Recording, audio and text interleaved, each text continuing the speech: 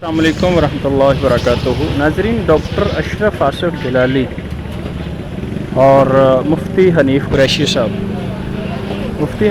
صاحب راولپنڈی والے، اور ڈاکٹر اشرف آصف جلالی صاحب لاہور میں ہیں جو صراط مستقیم والے۔ آپ سے یہ سوال یہ ہے ناظرین و سامعین سے کہ کون سا اختلاف ہے ان کا، یا کون سے اختلافات ہیں